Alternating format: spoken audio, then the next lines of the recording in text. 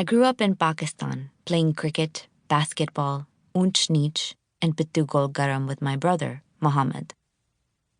When it was rainy season or too hot to be outside, we canvassed our grandparents' basement for hints of a world that predated our small brown hands and hungry minds. I idolized my grandmother, my mother's mother, who I called Nano, a tenacious, fair-skinned beauty whose shalwar kameez always carried with it the powdery rose elegance of Chanel No. 5. From when I was 6 and we lived with her, I often joined her on her weekly excursions to the Itwar Bazaar, the Sunday market that unfolded like a circus on a plowed plot of dirt in a skeletal, undeveloped neighborhood in Karachi. At my grandmother's behest, we set out early in order not to miss the best produce. While we guzzled water and used the toilet, Nano counted her cash and had Qadir, our family's cook who had been with us since my mom's youth, check the boot of the car to be sure it was empty and ready to be filled.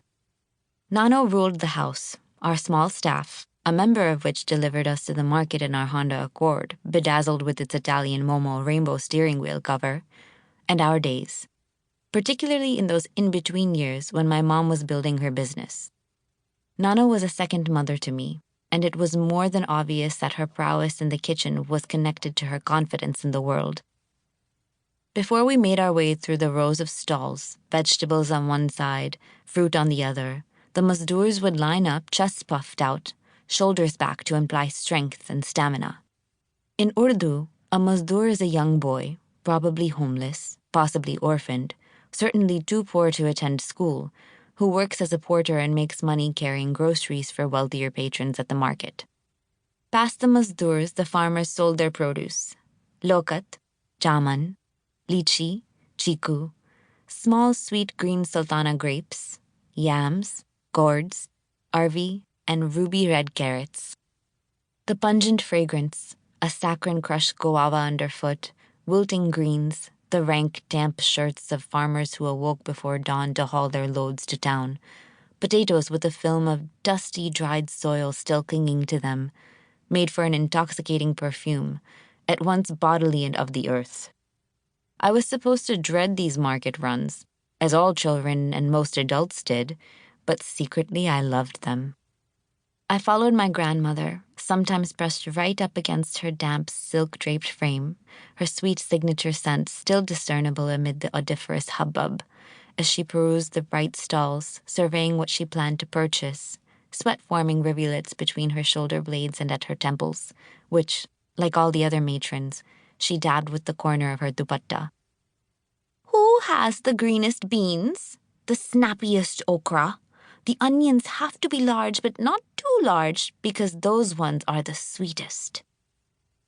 Produce was selected not just for its ripeness in the moment, but for its future perfection. Nano taught me to feel melons near their stems, that they should be heavier than they appear, to press pears gently, to smell mangoes for sweetness to determine their readiness.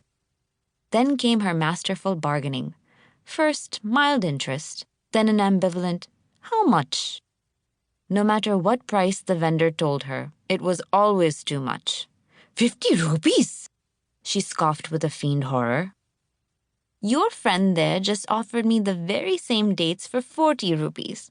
I'll buy them from him." Then she turned gravely on her heel with dismissive finality, but every time the vendor rushed to her, leaving his stall to block her path, a wagging head and smiling eyes offering her a nicer price. "Wait, Baji Malik, I'll match his price, but only for you, tell no one."